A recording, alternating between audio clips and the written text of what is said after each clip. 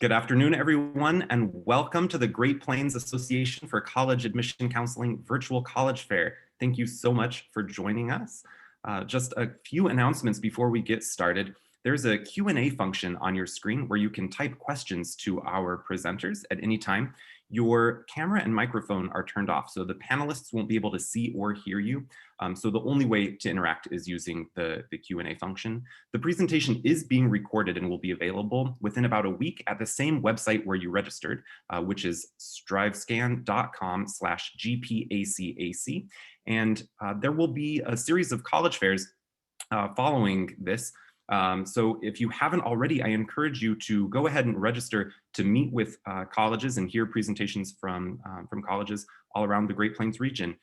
So with that, I would like to turn it over to our presenters. First is Megan Zorch from GPACAC.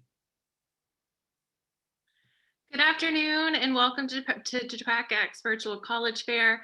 On behalf of the Great Plains Association for College Admission Counseling, I would like to warmly welcome the students, families, and counselors spending the afternoon with us. We are honored to host more than 700 students and counselors from our 3 states, Nebraska, Kansas, and Oklahoma. And thank you to the 104 colleges that will be presenting this afternoon. To kick off our virtual college fair, we are pleased to provide a college admissions directors panel. I would like to introduce Stacy Everett, the moderator of today's panel, and she will get us started. Thank you, Megan. Today's panel program is an opportunity for 5 college admission leaders to share their perspectives and recommendations for students and families as they prepare to research and apply to college in 2021 and beyond. Our topics today include standardized tests, finding a college fit, and alleviating stress during the college process. We are planning to spend about 5 to 10 minutes per topic, and our questions have already been determined in advance. When we discuss the topics, panelists will share their perspectives and insights on the broad picture of college admissions and higher education, and will spend less time focusing on their institutions. To begin, I will ask each panelist to provide a 1-minute introduction. During the introduction today, I invite the panelists to share specific information about their institution so that the students and families have context as to each panelist's background. The panel is intentionally comprised of large public institutions, private institutions, and smaller liberal arts institutions in order to have a representation of the various types of institutions and to enhance our robust conversation today. To begin with, Chen from Oklahoma State University will start the introductions. Hello, thank you, Stacy. Thank you, everyone. Greetings, students and families. Thank you for joining us this afternoon. My name is Chen. I'm the Assistant Vice President for Enrollment Management at Oklahoma State University. So what that encompasses within enrollment management is undergraduate admissions and scholarships and financial aid. This is going on my 17th year. And so I say that with a lot of joy, but also, you know, we've been in it for a while. So Oklahoma State, we are located in Stillwater, Oklahoma. We are a public modern land grant university, Research One, focusing on research, teaching, and outreach. And we have approximately 25,000 students with over 200 majors and also being Division I athletics. So just a little quick overview. No quizzes later. Thanks, Karen. Hi, everybody. My name is Heath Einstein. I serve Texas Christian University as Dean of Admission. And despite the weather you saw on the news in Texas, and it was terrible the last week, this is kind of what it looks like today. It's over 60 degrees in North Texas. So kind of crazy what we're experiencing right now. TCU is a medium-sized private religiously affiliated institution. We have about 9,700 undergraduates in 130 plus areas of study. I think what makes us distinctive is that you won't find another college that plays at a high level Division I athletics with all of the fun stuff that comes with that, but that has an almost exclusive focus on the undergraduate experience. We have very few graduate programs. And so you're going to see that at TCU, you have the resources in a large city and on a traditional residential campus that you find at some of our larger peer institutions. but with the kind of attention that you typically see at a small liberal arts college. So hope you have a great day, and we're excited to be part of this with you. Hi, everyone. Nice to have you with us today. I'm Gordy Coffin, Director of Admissions at Nebraska Western University. Nebraska Western is located in Lincoln, Nebraska. There's another institution located in Lincoln, Nebraska. We're different. We are a smaller private liberal arts college. Our overall enrollment is about 2,000 students, and that includes both undergraduate and graduate programs, although predominantly we are an undergraduate serving institution with about 1,600 of our students being undergraduates. A core value at Nebraska Wesleyan is personal attention. So the average class size at Wesleyan is 19 students, 11-to-1 student to faculty ratio. 100% of our classes here at Nebraska Wesleyan are taught by professors, 92% of which hold their PhD or highest degree in their field. Nebraska Wesleyan, and our faculty would argue on this, but I would just say some of our top programs include pre-medicine, preparing students for medical school. We have an 82% medical school placement rate. Our BFA program in theater is a top program. We are rated in the top 30 in the nation. And then we are affiliated with the NCAA Division III. So we're a Division III school. So thanks for having us here. I've been at Nebraska Wesleyan for about 14 years serving in the admissions office. So good afternoon, everyone. I'm very excited to be with you. My name is Ronné Turner, and I serve as Vice Provost for Admission and Financial Aid at Washington University in St. Louis. WashU, our location obviously is in our formal name. We're in the city of St. Louis, which is a mid-sized city. Hopefully, some of you have had the opportunity to visit St. Louis. WashU we pride ourselves on providing students with an outstanding, rigorous undergraduate education. Our unofficial motto, which we all take to heart, is to know our students by name and story. And this is an approach we use when we're advising, when we're working with our students. And it's an approach that makes our educational experience very personal, and it helps to perpetuate another important characteristic about WashU, which is our close-knit collaborative, as well as our supportive community. We have 4 undergraduate academic divisions, College of Arts and Science, Business, Engineering, and Design and Visual Arts, and we offer over 90 fields of study. We are a residential campus, and housing is available for our students all 4 years, which is an important part of the WashU experience. We are a highly successful Division III athletics program, and our scholar athletes have brought home over 23 national championships.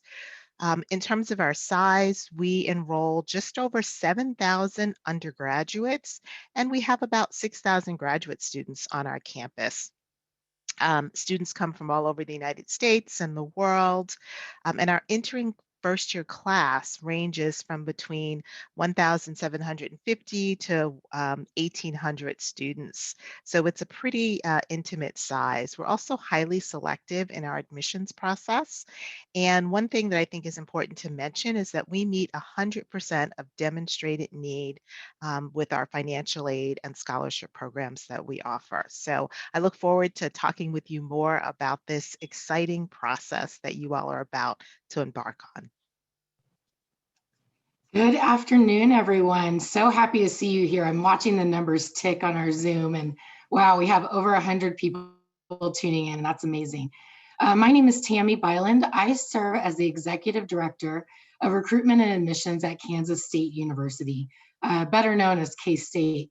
And I've been with the university really only around 6 months, but I'm loving my experience so far. And in my career, I'm in my 17th year of admissions, and this is the 5th institution I've worked for. So K-State definitely represents a pattern in my career. I've always worked at large public institutions, Research One institutions, all Division I athletic schools. And so those are some of the things you hear about with K-State. We are located just about 2 hours west of Kansas City in Manhattan, Kansas. We have over 250 academic programs. A lot of folks think immediately when they think of Kansas and where we are, they think we're just an ag school. The great thing about being an ag school is that this weekend, I got to eat ice cream produced from our ag school called Purple Pride. So we do have dairy cows and it's awesome. But we also have really popular programs in engineering and business and the arts. So a wide variety for students to choose from. I would say that K-State really, our value stands for family, community, making sure that we give access to education.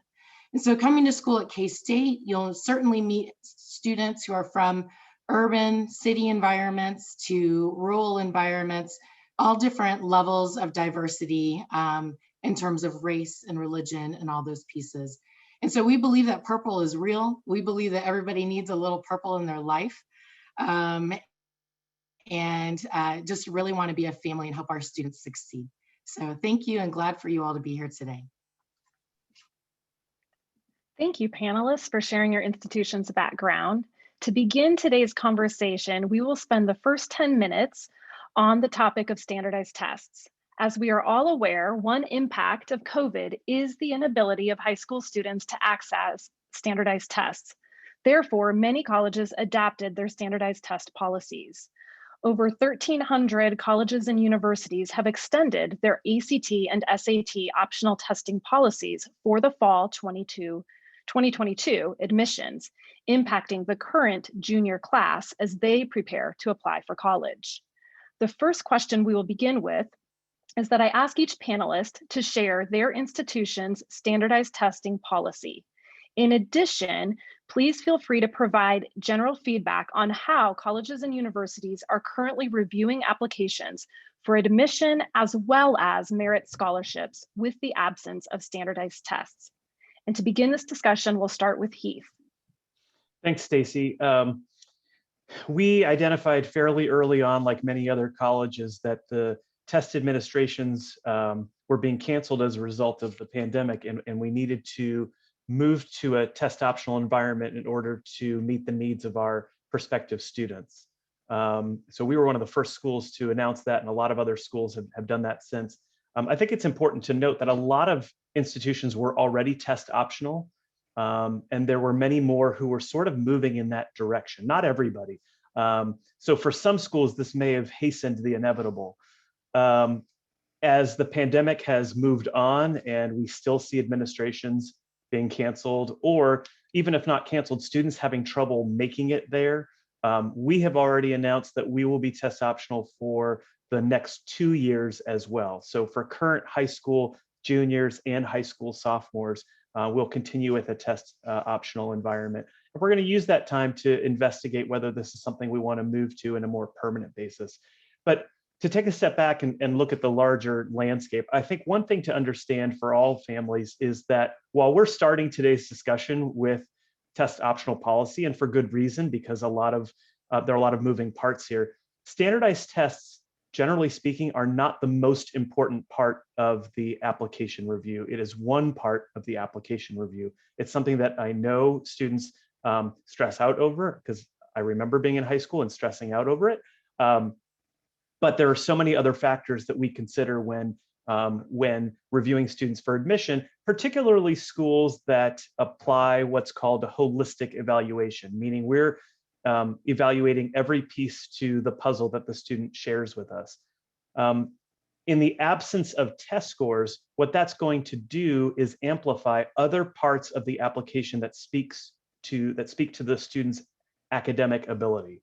So it's not as though without test scores, we're now going to look more at an essay or look more at a letter of recommendation.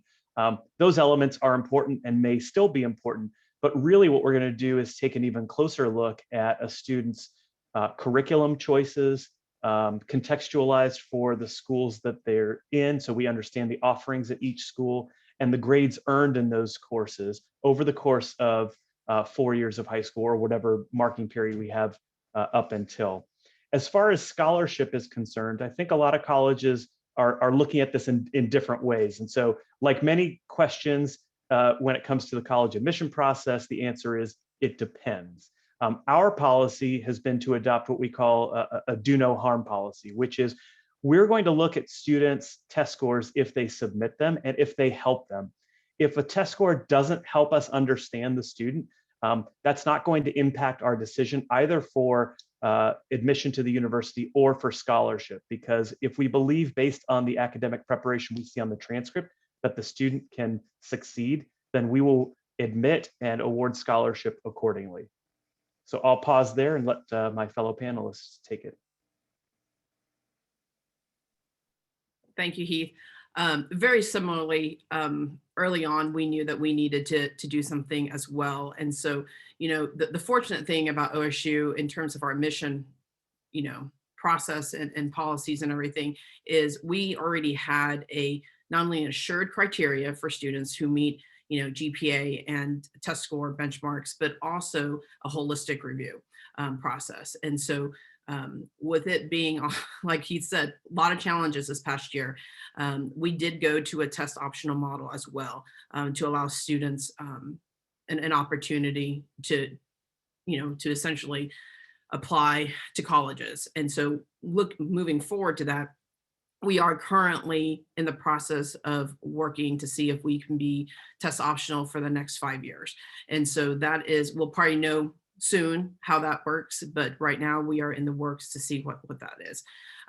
Based on similar to what he said, I think the other thing to keep in mind as well is your academic curriculum, how you perform in high school is really important. And so we do take a look at that when we are looking at kind of the whole picture to see how a student will be successful. We are in the yes business, right? We want to say yes to a student. We want to make sure that you are set up to be successful. And so we look at the whole picture when it comes to that piece. The other thing to keep in mind is, test optional for admission and test optional for scholarship are two separate things at some institutions. And it just kind of depends on the institutions that you apply at. For us, we knew that there were going to be challenges this year in particular for students. And so we not only have what we have is in terms of our GPA and standardized exam scholarshiping, we also have a GPA only scholarship for students. So especially if you have not had a chance to take the ACTs, then that at least gives you an opportunity to earn some scholarship merit dollars to help. And that's a 4-year scholarship. And so I think right now, what we're all discovering, and there's still quite a bit of unknown, right? There's quite a bit of unknown of what's going to happen between now and honestly for seniors. If there are any seniors on the call right now, please apply yesterday. No, please apply today. Apply to any institution. May 1st will be here before you know it.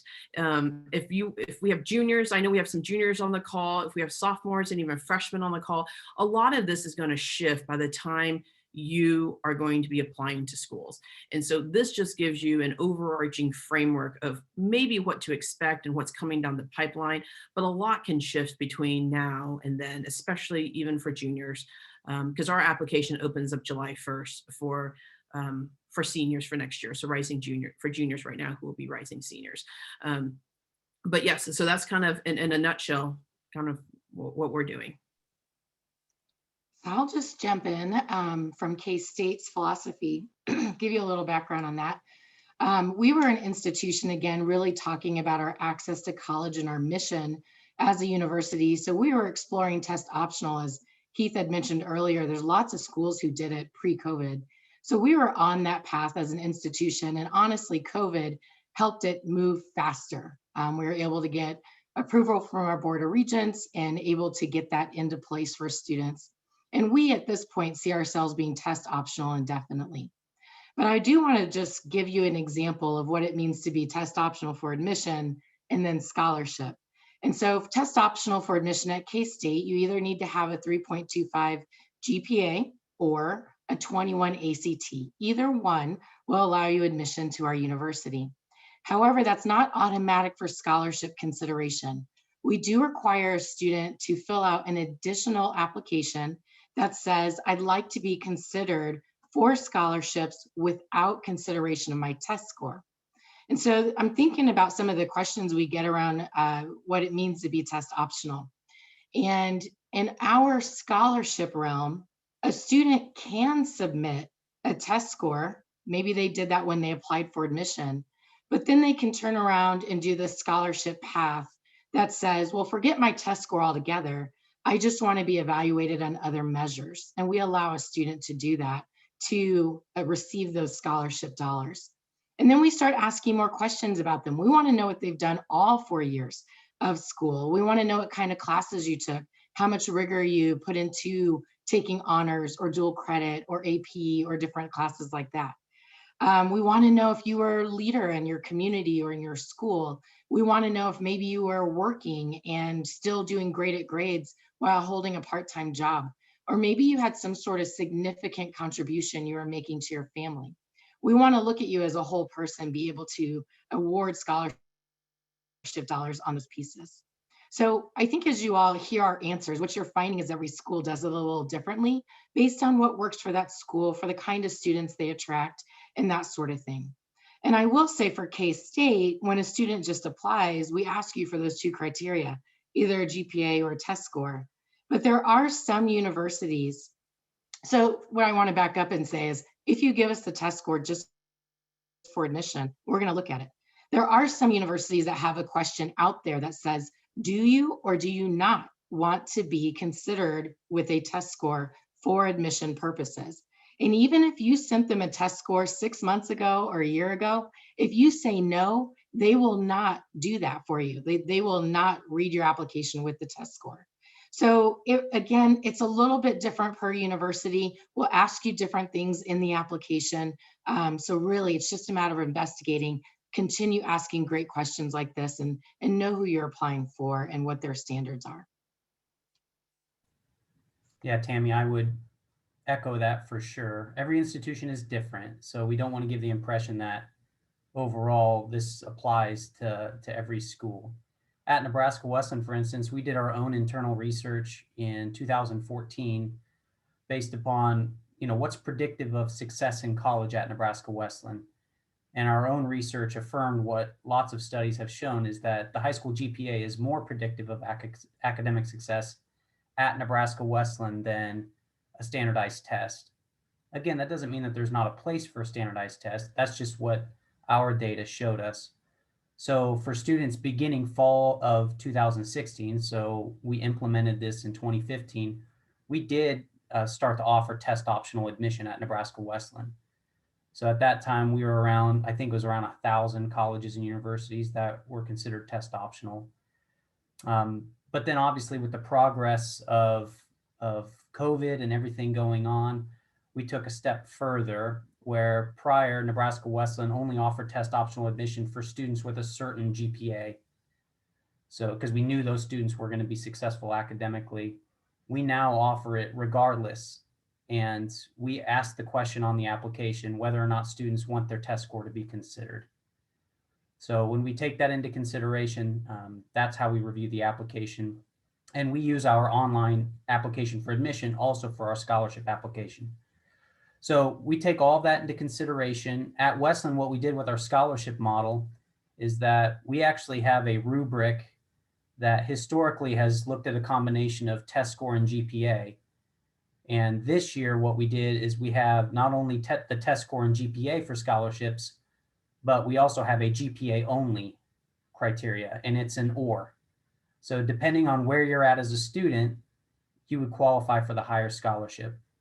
And I think what you're going to find with other institutions is that colleges recognize the hardships that's going on, the challenges, and we want to be as flexible and open as we can be to help accommodate. So, where is this going to go in the end with test scores or not? I'm not sure, but I think it has kind of opened up a path for colleges and universities to at least test to see, no pun intended, if the lack of standardized testing can work in scholarship and admission. Thank you, Gordy. And Ronné, prior to you sharing WashU's standardized test policy, I also invite you to answer the follow-up question 2 in combination with question number 1. And the follow-up question for standardized test is, what recommendations do you have for students as they try to determine if they should submit standardized tests? And I'll pass it back off to you, Ronné. Thank you, Stacy. So I'm going to try I'm going to start at the beginning because as I was looking at a couple of the Q&A questions, I thought it might be relevant to start at the beginning and define what test optional is, and also introduce a term called test blind. So first of all, test optional is a policy that some colleges and universities have, in which it tells the applicant that you can choose to submit your test scores if you want them considered in the admissions process. So it is your choice. You look at your overall credentials, you look at your test scores. If you think your test scores support the work that you are doing and are indicative of your ability, then if you're applying to a test optional school, you may choose to submit your test scores and have them considered for the admissions process. So it's the student making that choice, hopefully with some guidance from a college counselor, a school counselor, or another adult. Test blind is another term that it's always been around, but with the pandemic, institutions have introduced new policies or accelerated the introduction of new policies. So test blind means that even if you submit a test score, the institution is going to make a decision without a test score. They are making the decision blind without testing. And I think that that's important because a number of institutions, in addition to announcing test optional policies for 1, 2, 3, or 5 years or forever, some institutions have also introduced test blind policy. So keep that in mind. So let me tell you a little bit about WashU.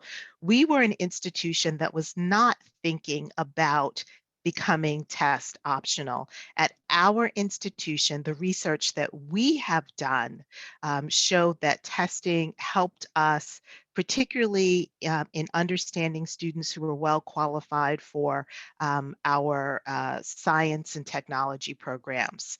So we had not been thinking about that. But when COVID hit and we knew that students wouldn't have access to testing, we did what a lot of our peers did, and we announced a test optional policy, which we implemented for the process that seniors are going through right now.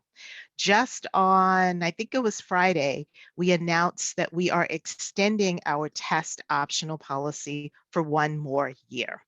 And we're an institution that practices holistic review, which means that we read every single piece of the application, transcripts, essays, recommendations, involvements. All of those things are part of the admission decision process. Although when I spoke earlier about WashU, I talked about the fact that we need 100% demonstrated need. We put most of our financial resources into financial aid rather than merit-based scholarships, although we do have a few merit-based scholarships. And our merit-based scholarships, those decisions are made typically by a faculty committee. And after we deem that an applicant is admissible to the university, the faculty committee will evaluate that application. And because we are test optional, they are not using test scores if the student applied without testing and told us that they did not want to have testing considered. Those scores then are not used in the process.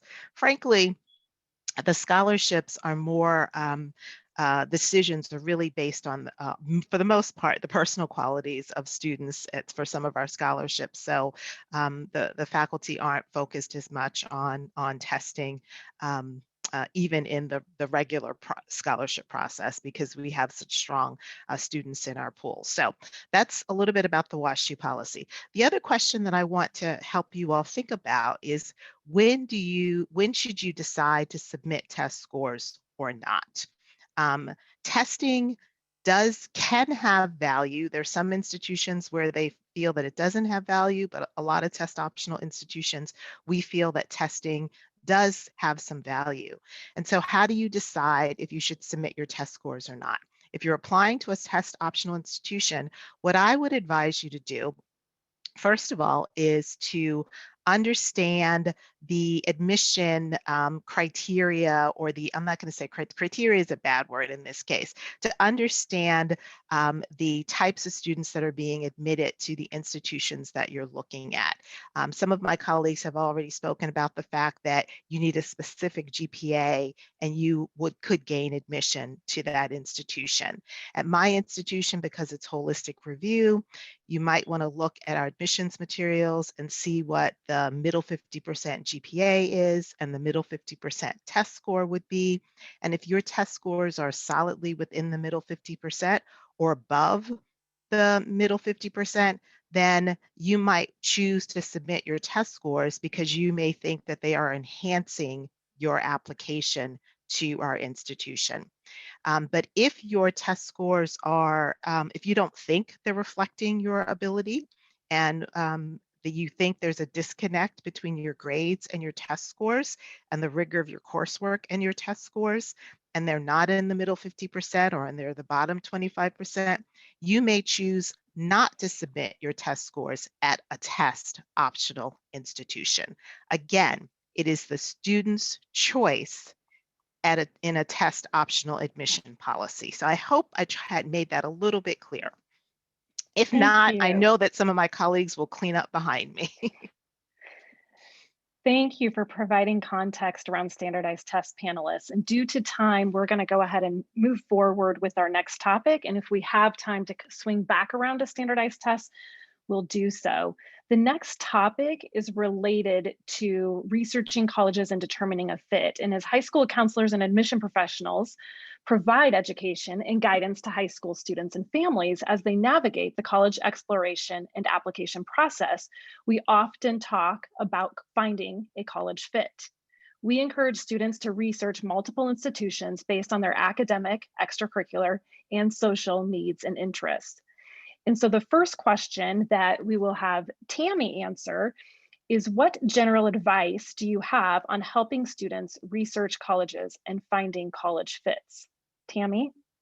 Thank you, Stacy. I really would say the first place to start is with yourself. It's not with mom or dad and where they went to school. It's not with where your best friend might be looking, or maybe somebody that you're in a relationship with. It's with yourself. What are your interests? How close or far away do you want to go away from your family? What do the finances look like for your family? And consider all the possibilities of what higher education offers, whether that's going to be starting at a 2-year school, a 4-year school, and think about what your long-term goals are. So are you wanting to go on to earn more degrees, master's degrees or PhD? And so start with just thinking about all the possibilities that are there, and then start mapping out for yourself, what is it that you want? What is the end result and the outcome of going to college? And so I do want to share with you, there's been some research done in the last couple of years that I love sharing with students and families. And it's really thinking about, what do you as a student expect out of your college experience? And so once you know a little bit more about, I know these kind of majors I'm interested in, but this over here I'm not at all, or how far or close you want to stay home, start thinking about what's your expectation. And so we usually find there's about 3 really broad categories, and I'll just describe them to you. And then take some time after today to start mapping out which one really is my fit. And then what you'll find are certain institutions, we actually might do all 3 of the things I'm going to say, but some of us are really good at one of those things and rise above in other areas. And so here are the 3. The very first one is the student who is looking at their college experience as a way to prepare them for the career and job of their dreams. And they believe that that university should have the ability to teach them all of the skills and get them real world experience in order to be competitive by the time they graduate. And so that means that you would be looking at a university who maybe requires internships for your major, or has co-op programs, or has study abroad in different ways that, again, you can experience what it is that you want to do in the long run and have that experience in college to really set yourself up to be marketable when you graduate. So it's all about that JOB and what the institution's doing to prepare you for that. The next student really thinks about their college experience from a social lens. And what I mean by that is, yes, they want a job after they get out of college. Yes, they expect a solid education in academics, but they're really thinking about that larger community and that they are a part of something bigger than themselves. And so they are looking at it for the sake of wanting to be leaders in organizations or give back in some civic way to their college campus or to the community around them. They want to go to big athletic sporting events and sing the same cheer as everybody else, and again, feel a part of something bigger than themselves. And then the third category is really about the academics. It's the student who says the academics have to be on point. So I expect to go to the place that has the best teachers, teachers who are really teaching from the book they wrote. I want high impact experiences in research and mentoring from my professors. And I know that my first 4 years are just a stepping stone to the future. And so often when we see students in this space, they already have a mindset that they're going to go on to graduate school or go on to medical school, go on to veterinary medical school. They know they've got a longer path and they want that academic preparation in order for that next step. And so those are just 3 broad categories. I want the job, give me everything you can do to prepare me for that. I want that social lens. I want to make a difference in my community and be part of something bigger than me, or the academics has to be on point. And that is what I'm most expecting in my experience. So think about those 3 things. And again, start mapping out those colleges that seem to give a good fit for that. Thanks, Tammy. Now we're going to look at researching colleges from the lens that we're currently in, which has to do with this virtual space. And Karen is going to provide some tips on making the most out of virtual events and engaging in the process of research. Karen, take it away. Thank you, Stacy. Well, here's the thing, even with the pandemic going on, the process of looking at colleges has not necessarily changed. The mechanism and the way we navigate those might be slightly altered. And then what I mean by that is you still want to make sure, as what Tammy said, that fit is there. And how do you do that? You do a little bit of research. And whether that is on your phone or on your computer, I mean, any way to either do a virtual tour, engage with somebody within the admission office, engage with somebody who's a faculty member or a student. I would say what in our current situation, what this has allowed us to do is to actually reach even more students this way through virtual platforms. And so if you're unable to come and visit, and there are many of us on this call and many institutions that are still open in terms of allowing students to come and visit campus. Granted, it is a much smaller scale, right? Because we have to follow all our CDC guidelines and everything to make sure that we are safe and we're keeping our community safe as well. But still come and visit if you can. But if not, participate in virtual platforms in any way, shape, or form. This is that time period where you're window shopping, especially as freshmen, sophomores, and juniors out there. Look at a school and any of the things that Tammy had mentioned before, and just go check it out. What does 20 minutes hurt to just see what opportunities there are out there? Show up. You know, if you register for something, definitely try to show up the best you can. But every institution has an admission counselor out there dedicated to your high school. And if you go on any website, or if you're already getting information from the institutions, they will say, XYZ is your admission counselor. Here's their contact information, and reach out to them and ask questions. And you may not have any questions to ask, and that's okay. But sometimes they can just give you an overview of what to expect, especially in terms of timeline, and parents as well. Students, you're going to have a different set of questions maybe than your parents will, or your family member. And if that's the case, that's what we are here to help you through this process. You're not in this process alone. We work as your advocates throughout this entire, journey as you're going through your college selection. And so, yes, I think we're all probably tired of this kind of interaction, but it can be really beneficial. All of our events and tours that we have, they're not 4 hours as we would have them on campus, right? They're a much more condensed time frame, and you can get some sound bites. And so most of us have some type of junior programming that's going to be coming up. So especially for those juniors on there, please sign up and learn a little bit more, and just start researching, start looking. You do not have to figure out the answer right now. You still have some time. Thank you, Karen. Panelists, any quick add-ons before we move to the next topic?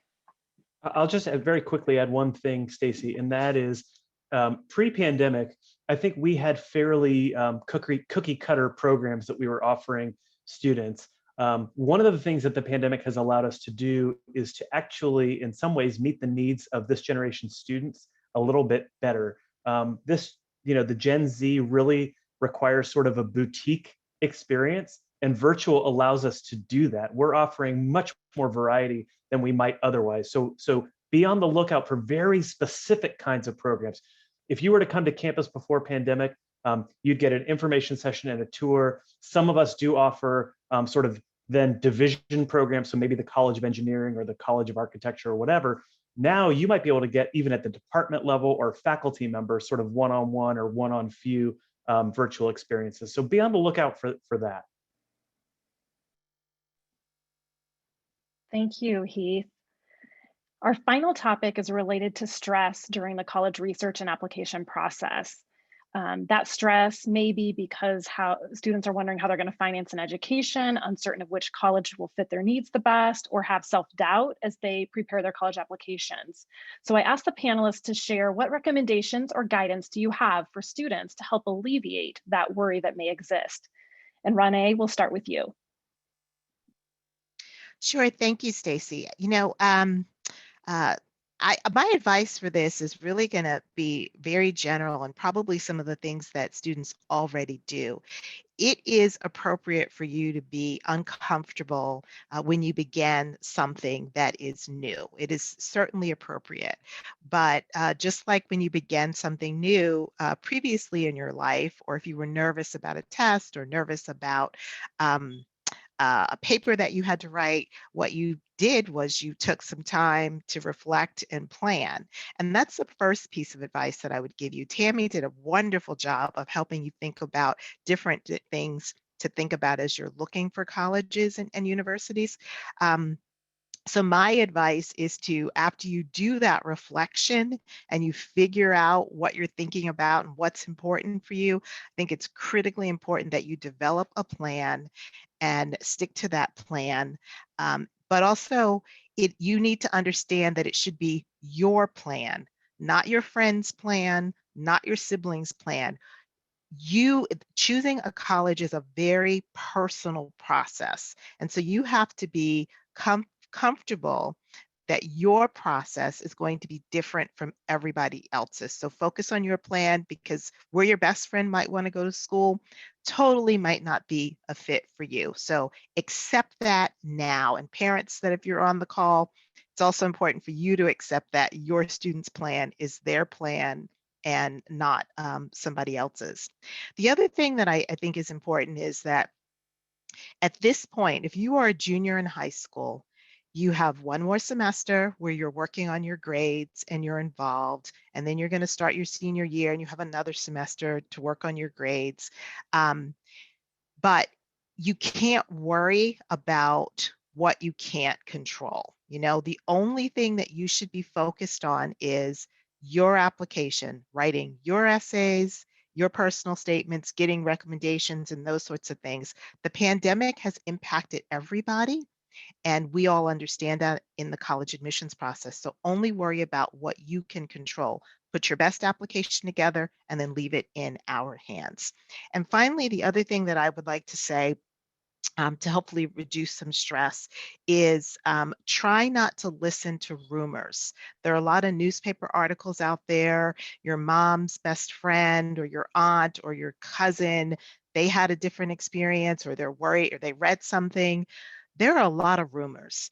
Don't get wrapped up in those rumors. If you have a question about what we're looking for in the admissions process, ask us directly. We all have staff Each of our staff members manage a territory. It should be easy for you to find out who to ask questions. And we're going to be honest with you because that is our job, to be honest and transparent, to help you understand who our institutions are, if we're a good fit for you, and how to apply.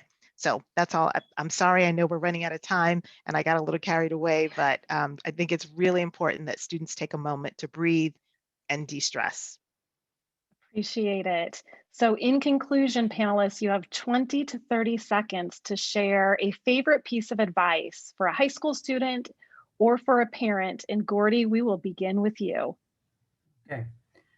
Well, my piece of advice is be a self-advocate, students in particular.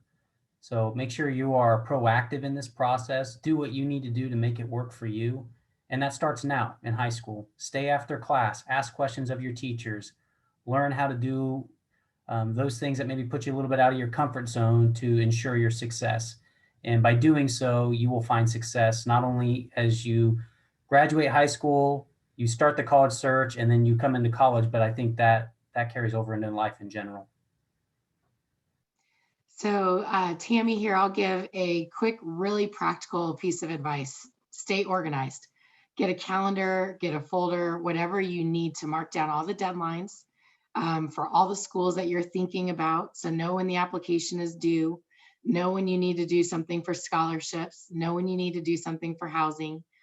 So just stay organized and hit those deadlines.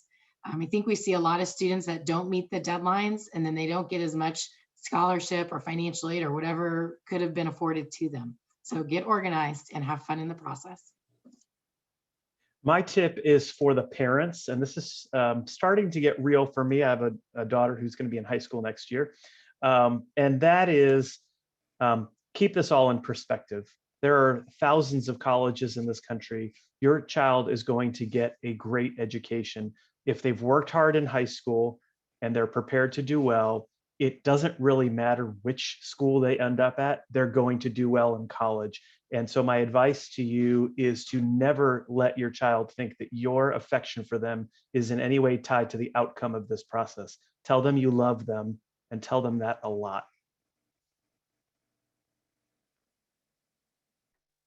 So my advice is really quick. Don't let this process overwhelm you. As a family, pick one night, one afternoon, once a week or once every couple of weeks to talk about colleges. If you talk about it all of the time, all day, and parents, if you're asking about it every single day, all day, it can contribute to your students' stress. So make a pact, pick a time once a week, and talk about colleges. I would echo what everyone said.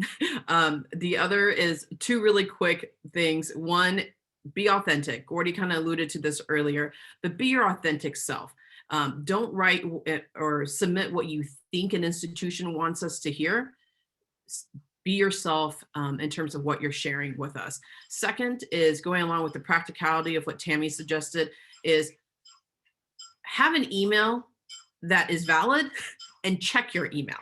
That is really important through this process as well, because we communicate through a lot of different platforms, social media, but one is email. Email is pretty consistent. And so if you supply your information to any institution, please provide a valid email that is college appropriate email that you would not be embarrassed to share with other people, and then check it often.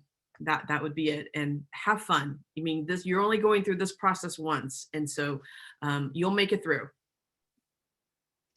Thank you, panelists, for sharing your insight. Thank you for spending time with us. I have found great value in this panel, and we just appreciate your words and your thoughtfulness. So many thanks. At this time, I'll turn it over to Josh for final announcements.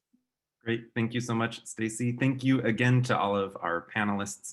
And thank you to all of you, parents and students, for joining us for today's panel presentation. When you close your window, there will be a quick survey, just a very quick 4-question survey. We'd really appreciate any feedback that you can provide there. Also, this is just the beginning of a a virtual college fair, and we really encourage you to sign up for any of the sessions that are being held. You can go to the same place where you registered for this session, which is strivescan.com/GPACAC. Again, strivescan.com/GPACAC. We hope to see you there. And also in about a week, you'll be able to find this session's recording as well as recordings from all the other sessions happening today at that same website. So you can't attend everything. So whatever you're able or you miss, come back and check it out then. So thanks again to everyone and have a great afternoon. Bye.